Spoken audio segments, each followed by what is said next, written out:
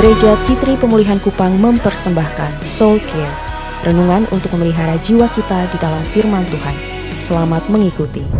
Dendam, kepahitan, memenjarakan tidak hanya pribadi, tapi kalau tidak diselesaikan, dia memenjarakan generasi lepas generasi di bawahnya. Mengapa saya berani berkata demikian? Sebab orang Yahudi dan orang Samaria punya sejarah panjang pertikaian dan kepahitan. 500 tahun sebelum Yesus lahir, orang Samaria sudah mulai pertikaian itu dengan orang Yahudi. Kalau tidak diselesaikan sebuah dendam dan sebuah kepahitan, dia turun temurun, dan generasi di bawahnya tidak tahu apa penyebabnya. Yang kami tahu, orang tua kami bilang kita bermusuh, kita bermusuh. Yesus lahir di tengah-tengah konteks ini. Dia tahu bahwa ada luka bernanah, ada dendam dari dua kelompok orang ini, Samaria dan Yahudi. Yang korban adalah generasi-generasi di bawahnya, tidak terkecuali sang perempuan Samaria yang berjumpa dengan Yesus di Perigi Yakub. Saudara lihat ayat yang keempat, ia harus melintasi Samaria.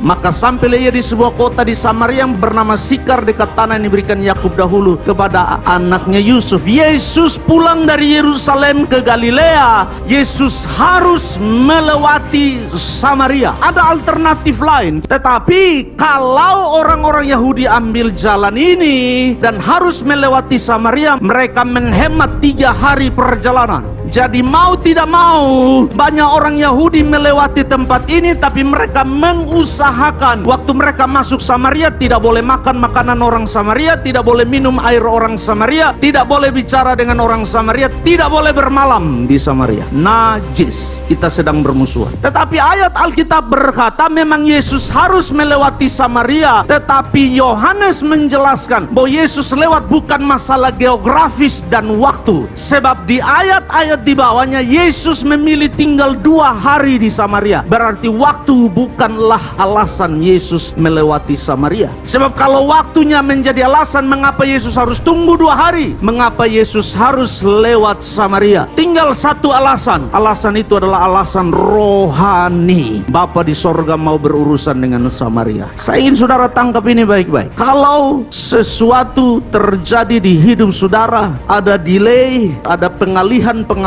ada sesuatu yang berjalan tidak sesuai dengan rencana dan kehendak saudara, tenangkan hati saudara. Sorga sedang mengendalikannya. Segala sesuatu akan indah pada waktunya. Kenapa demikian? Tangkap ini baik-baik. Di dunia ini ada 7 miliar manusia. Di dalam 7 miliar manusia, saudara adalah salah satu di dalamnya. Kalau saudara memaksakan kehendak saudara, bagaimana dengan 6, sekian miliar manusia yang juga punya kehendak? Lalu saudara siapa? Dan saudara memaksa kehendak saudara harus jalan. Mengapa tidak engkau menyerahkannya ke tangan Allah yang besar, yang mampu mengendalikan 7 miliar manusia dan kehendaknya, dan dia mengadakannya indah pada waktunya melayani kehendak sorga. Kalau itu terjadi, orang Kristen orang yang tenang. Saya tidak perlu paksa, saya tidak perlu ambil jalan pintas. Saya percaya Allah mengendalikan segala sesuatu, dan kalau itu perlu bagi dia, apapun akan diambil untuk singgah di Samaria hidup saudara. Saudara tidak perlu takut.